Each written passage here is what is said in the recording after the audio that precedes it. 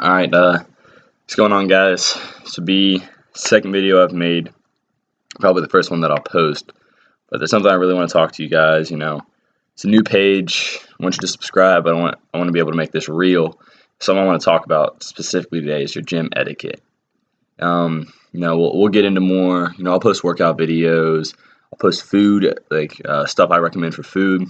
When it comes to working out, there's something I got everybody they need to know, and I need people to know this, especially if they want to start working out, they're interested, if they want to watch my videos. For the gym etiquette, it's more than just wiping down.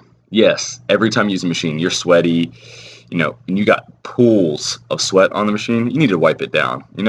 It's just common.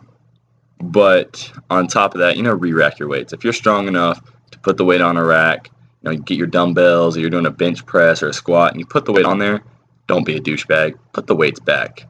When you're at home, what'd your mom always tell you to do? Pick up after yourself. Say a person comes behind you, they're new, or they're not as strong as you, or you're strong, they are stronger than you, but they don't want your weight. Why do you have to hinder their workout to, say you had a plate on a bench press, and they didn't want a plate on there? Just take it off. It takes 3 seconds.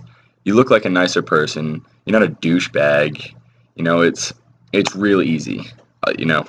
Pick up after yourself. That's all it is. Clean. Nothing of a gym etiquette. It's more than just racking and wiping. You go in there. If you get in a zone, yeah, sure. I go in there. Sometimes I have my headphones in. I don't want to talk to anybody. I don't want to look at anybody. I'll make eye contact and look away because I'm just in that zone where I got to work out. But something you guys need to know is I don't care if it's your first day or your 5th year in the gym. I don't care if you've gone every day for 5 years. Be polite. You have some people come in there and they might just be a dick, and they might be like, hey, you're squatting wrong, or you're not touching your chest on the bench press. If they're being a dick about it, listen to what they have to say. If it's something you might consider, something you want to take in, then sure, yeah, take their advice. But if they're going to be a dick to you about it, be a dick. Be like, you know what, whatever, man, I do what I want to do. But then, think about what they say, because sometimes people just come across wrong. I can do it at times, and I apologize every time I talk to somebody, like, hey, I don't mean to sound like a dick. But, so if somebody's a dick to you, try and be polite back, but always listen to what they have to say, especially if somebody's polite to you. If you see a guy that's really fit, if you see a guy that's like a bodybuilder, he's been in the gym probably since he was 15 and he's 40 now, take their advice. If you're squatting and they say, hey, I know you're coming off your heels, or it seems like you're not going down to 90, maybe widen your stance. Try weight down and, rep it to see if you're good. Listen to what they have to say. Usually if people are polite about it, they usually have some good knowledge. Like me, I see people half squat all the time, and you can really injure yourself by just going down to like 45 degrees and pop it back up. You can injure yourself, and you're really not working your leg muscles. On squats, you have to go to 90 degrees and then go up. That's why you don't want to do high weights. That's why you want to do low weights and rep it out. On a bench press, everyone's like, oh, you're not touching your chest. If you're like me, I'm skinny, but when I come down, I just hit 90. If I come down to my chest, look how far back I am on a flat bench. That's hard. So I go just about to 90, maybe break it a little bit and pop it up. So if somebody, is a dick about it, like, hey, you got to touch your chest, just take it in stride.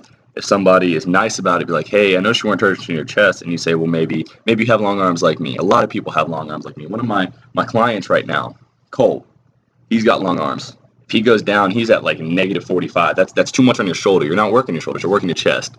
So, take advice from people, especially when you're starting out. Watch other people. Don't be a freaking weirdo and stare at the ladies the entire time. That's just rude. But, if you see a guy who looks like he knows what he's doing, watch him. See if you can learn something. Or go ask him something. Real strong people, and this is my biggest motto that I love telling people. Really strong people help each other. They lift each other up. They lift the weights and they lift each other up. You are not a strong person if you put everyone else down. Like, I got a buddy of mine who's 300 pounds, and I started working him out. He was one of my very first clients that I started working out with. I got him down to 280, and he had some workouts because he used to work out when he was younger. He's in his 30s now. he had some workouts that I had never done before, or had twist on workouts, different orders in what I did it. And, I'm prideful, but when it comes to stuff like that, I will take his advice. I will look into what he's saying. Today, I was working with somebody, and a guy who does shows works out at the gym all the time. I see him all the time. He comes into GNC where I work, and we talk, and he's a really nice guy. And we were doing preacher curls, and he said, hey, try putting some resistance whenever your buddy's doing a preacher curl on his way down. Makes him work the bicep more, wears him out a little faster. But it's more work. It's more excruciating, especially if it's the last workout of the day. If you're closing with that preacher curl, adding that little extra resistance is going to work your biceps that much, going to make them sore. But, sore is what you want to get. It means you're working the muscle right. And so he showed me that, and I was like, hey, I've known about that, but I just haven't done it. It slipped my mind for months, just way out there. I haven't done it in a year maybe, but I saw him do it, and I was like, you know what? That was good advice. He obviously knows what he's doing. He goes to nationals for bodybuilding. He got second place overall in the last one of his last tournaments. I don't know what the name of it was, but he knew what he was talking about. So I was polite. I said, thank you. And I took what he was saying, and I applied it. So that etiquette is more than just wiping down. It's more than just, cleaning up after yourself and putting the weights back. It's being polite to other people. If you see somebody struggling, put them in the right direction. If somebody sees you struggling and they want to give you advice, take their advice. It's not that hard. Pride is one thing, but you don't want to injure yourself, because if somebody gives you advice and they're polite about it, it's probably because they injured themselves when they were doing it. Like my squats. I would put too much weight on, and I went too far down, and I tore my abdomen. And I was out of the gym for a month. So, when I see people half squatting, or I see people putting way too much weight on and not using a belt, they put like 3 plates on and they're 150 pounds. So they're doing double their body weight without a belt.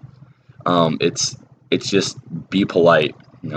If you have the knowledge or you think offer it, especially if you see somebody struggling.